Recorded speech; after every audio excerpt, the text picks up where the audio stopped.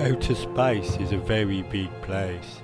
Many stars, galaxies, planets, asteroids. Mars is around 33.9 million miles away to give you an idea of the scale. This is Paul is the best for UK and welcome to my video. Let's return to Earth and look at episode 4, the Commodore Amiga 1200.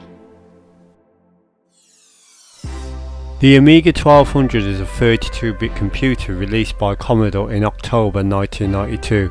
The computer had an official lifespan of 4 years and was discontinued in 1996. The computer, just like the Amiga 600, has an IDE 2.5 hard drive controller on board, so some models came shipped with built-in hard drives, cheaper packages did not. My Commodore Amiga 1200 featured in this video has seen better days. I paid £30 back in 2002 from a second-hand shop, but she has always been a workhorse. She is probably overdue a capacitor overhaul. In the beginning, only 30,000 were available in the UK on launch. Not much longer after the Amiga 1200 was released, Commodore went bankrupt, which is a big shame. The Amiga 1200 line was relaunched by a company called ESCOM, but had problems with the floppy drive and certain software. People were critical of the new Amiga 1200 released by ESCOM because it was initially £150 more than the Commodore version.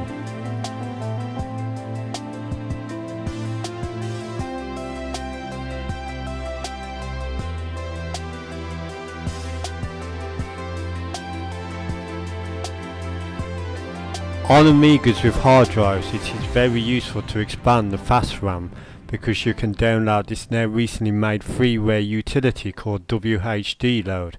This will allow installation of games that are easily ran from within Workbench, which wasn't easy before unless the game supported hard drive installation.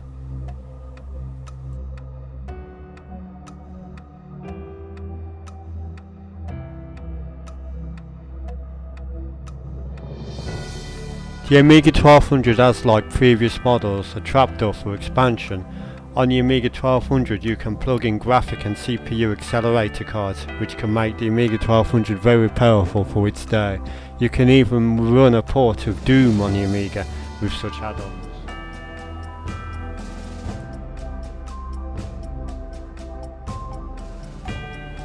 Amiga add-ons from the day can be very expensive.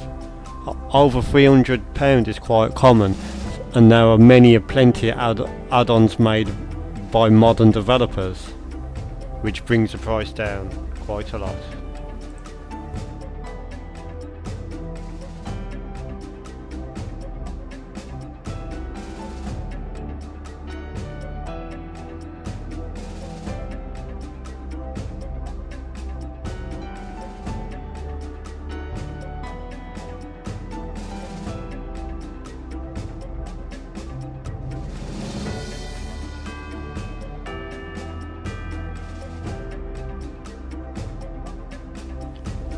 The Amiga 1200 is a pretty remarkable machine.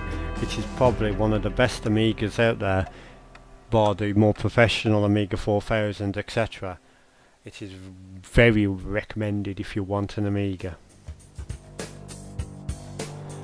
It is not uncommon for people to install CF flash cards with a compatible IDE to CF flash card adapter, which I've also done here. Mine's not very secure, as you can see, but you can secure it. The Amiga 1200 has a PCM-CIA slot. It also has a full-size serial port, a parallel port, Atari compatible joystick port, although like previous models one is shared for the mouse. In order to have two-player joystick based games you would have to remove the mouse. Some PCM-CIA cards even have full support for Ethernet and even Wi-Fi. So it is very possible to get the Amiga 1200 online quite easily, albeit a basic browser can be used.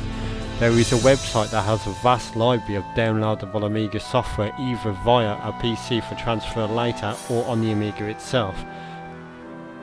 This is also possible with the Amiga 600, as that also has PCM-CIA support. PAL versions ran at 14.18 MHz and NTSC versions ran at 14.32 MHz as standard using a Motorola 68EC020 processor. This was optionally accelerated using add-on boards. AGA or Advanced Graphics Architecture was standard on all Amiga 1200 models. It was capable of 16.8 million colours, although not at the same time during a game. I have this ACA1221 accelerator in my Amiga, which brings the RAM up to 8 megabytes and a further 64 megabytes if you pay for a license. It's a great device for any Amiga 1200.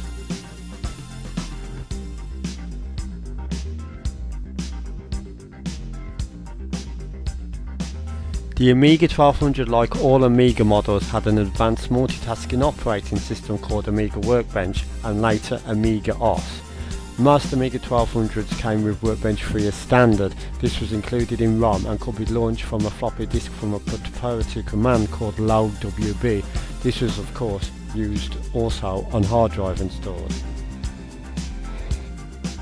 If you have an Amiga 1200 with a hard drive or compact flash drive, definitely recommend you get more RAM and the free utility WHD load. iGame is another utility recommended, provides a front end to all of your games.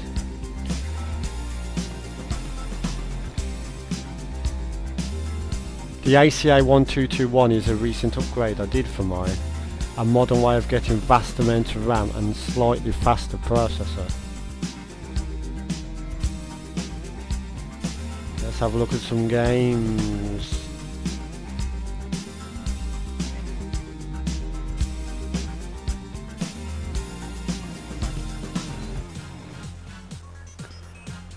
Body Blows AGA is a superb Amiga 1200 or above only fighting game.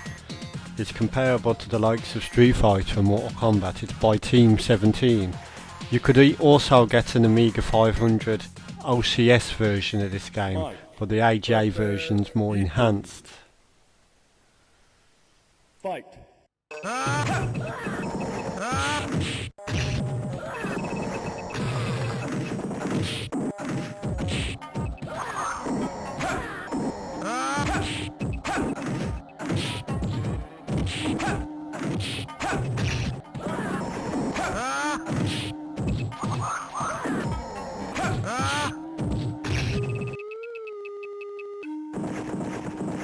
Special technique.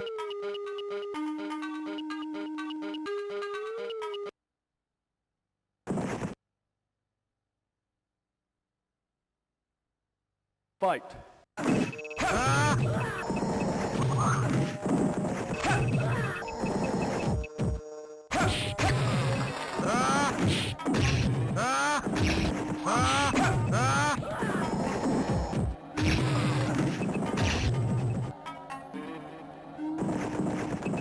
Special technique.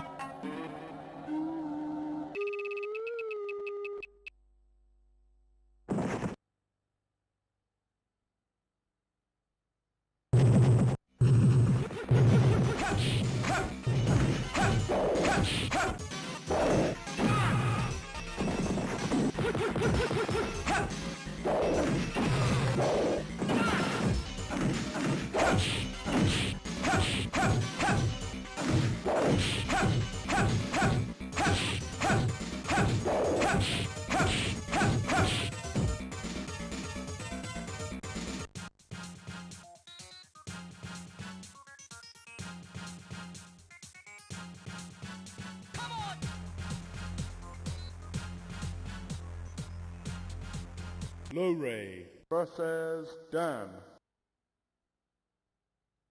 Fight!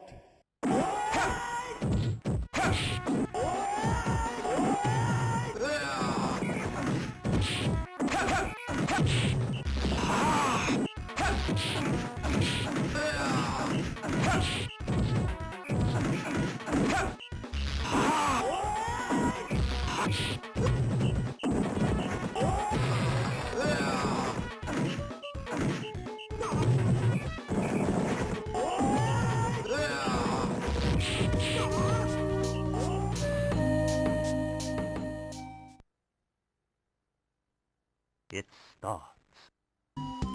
The Lion King AGA was an Amiga 1200 or above only game by Disney. This is a conversion of the SNES and PC ports, and it's very good, very faithful. There's a few levels missing, but other than that, most of the graphics, the parallax scrolling, everything is all here. So it's really good for what it is. I think some of the levels are probably missing because of floppy drive constraints at the time, because this game would have originally come on floppy disks.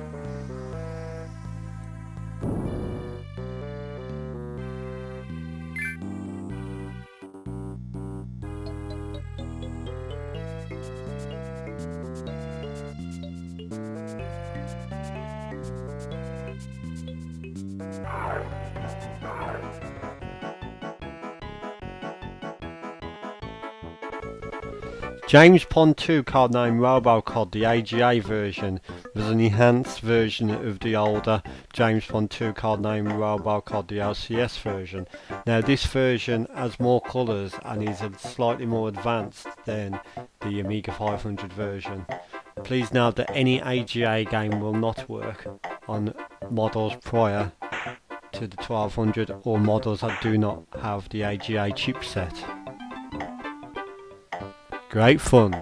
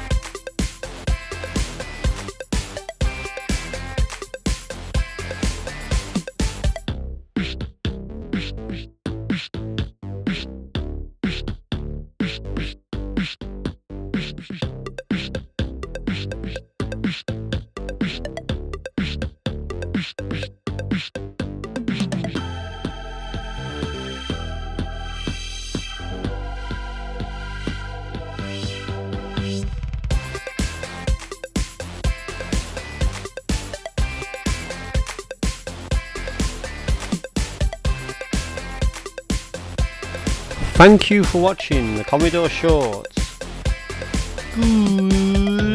Goodbye.